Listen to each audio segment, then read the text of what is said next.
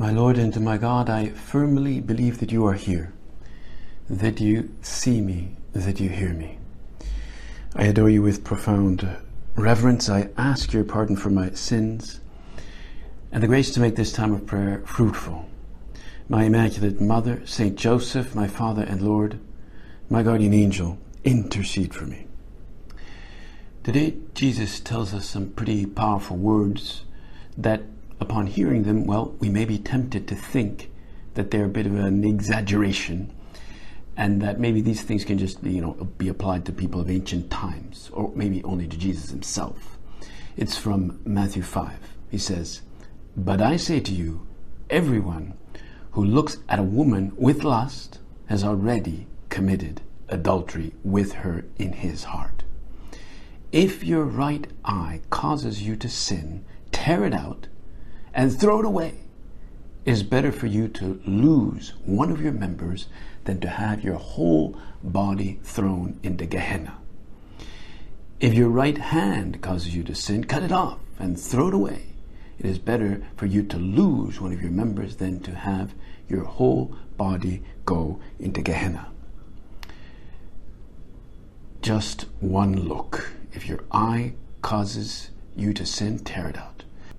Just one look, that's all it took. That was a famous hit song in 1963, written by these two American R&B singers, Doris Troy and Gregory Carroll. And then later on, other great singers like Linda Ronstadt and Anne Murray, they all made it very, very popular. It was really at the top of the charts. Just one look. It was even used in commercials in the Super Bowl. So the Lord is suggesting something about our look, our gaze, how we look at others. Lord, I want to understand what you mean here. It seems that the way we look at someone expresses our deeper intention, our deepest desires. So Jesus says this to us in the section where he's speaking about adultery. He reminded his disciples of the old law, how it prohibited adultery, but in the new law, there's like a push to integrity, to authenticity, to greater interior and exterior coherence. Just looking at someone lustfully is already a form of adultery, because you can't really hide anything from God, even our looks.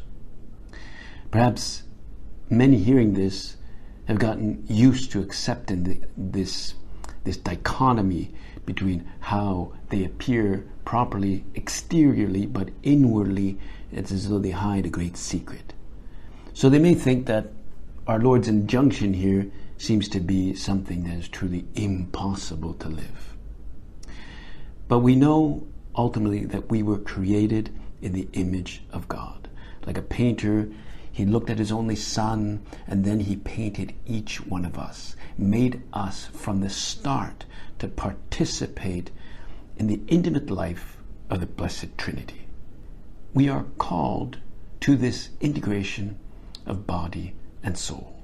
We're not just a body and not just a soul. We are not a soul floating around. We are really one thing. You could say we are an ensouled body. And that can only happen with human beings. So we are really called to this harmony, this balance between soul and body, the integration of the two. Now, done most beautifully and most uniquely, it was done with the Blessed Virgin Mary. She had a beautiful body, she had a beautiful soul, she was never stained by sin, neither original sin nor personal sin. And Jesus had prepared her for that in his redemptive plan.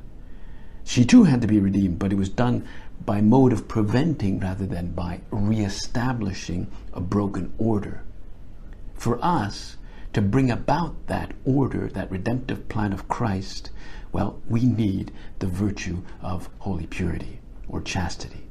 Beautiful passage here from the Catechism of the Catholic Church, 2332. It says, "Sexuality affects all aspects of the human person in the unity of his body and soul. And it especially concerns affectivity, this capacity to love and to procreate. And In a general way, the aptitude of forming bonds of communion with others. And then the Catechism insists on the strength, the harmony, the stability that we are called with which to live this virtue. It says, chastity means the integration of sexuality in the person, and therefore in the interior unity of man, in his bodily and spiritual being.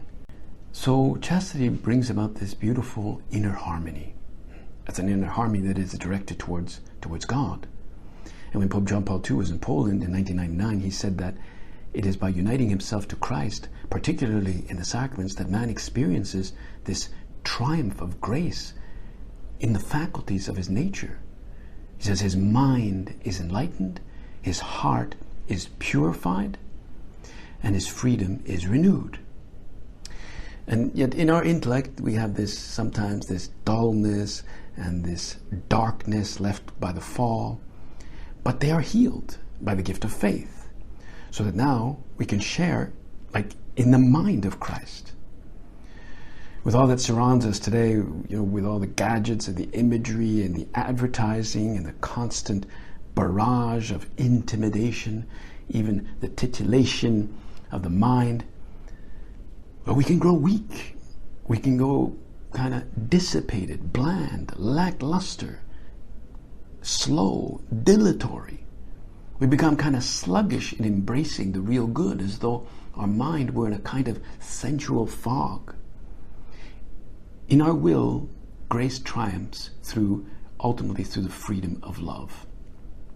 This is what the Lord is asking. When you say yes to Christ, to his call for purity and for chastity, this is not some harsh, demeaning, or strenuous shackling of our senses.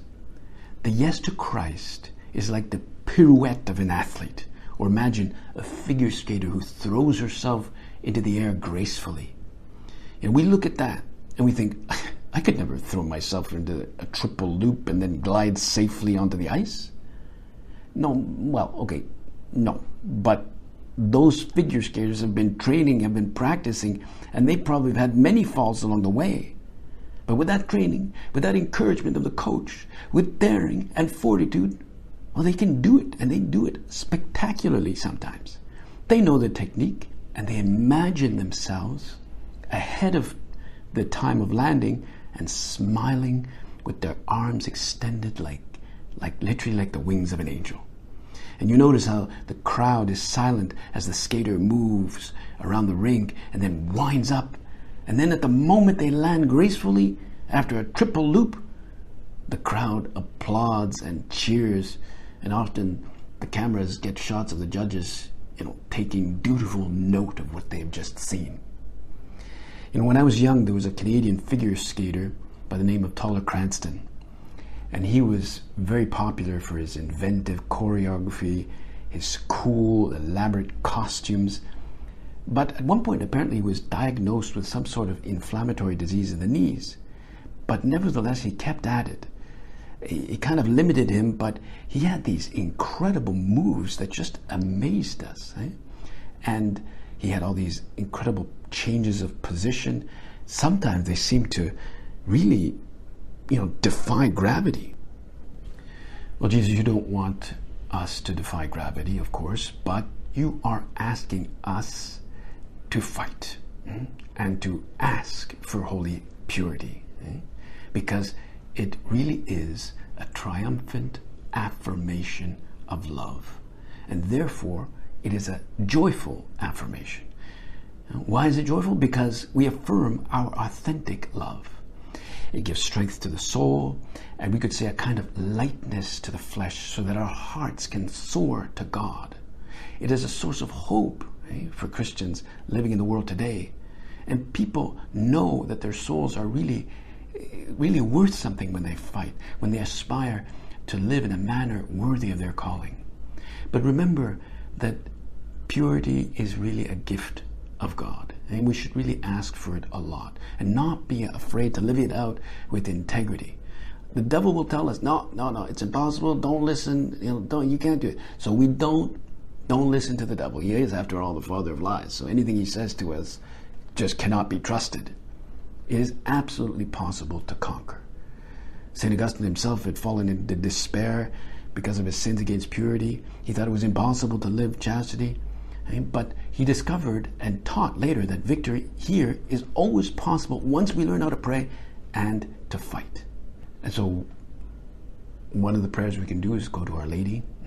She is really one of the most powerful intercessors for this. In the Forge by St. Josemaria, it says, it speaks about the danger of shipwrecks. He says, when you see the storm coming, if you seek safety in the firm refuge, which is Mary, there will be no danger of wavering or going down. Sancta Maria, Stella Maris, Holy Mary, Star of the Sea, be our guide. I thank you, my God, for the good resolutions, affections, and inspirations that you have communicated to me in this time of prayer. I ask your help to put them into effect. My Immaculate Mother, Saint Joseph, my Father and Lord, my guardian angel, intercede for me.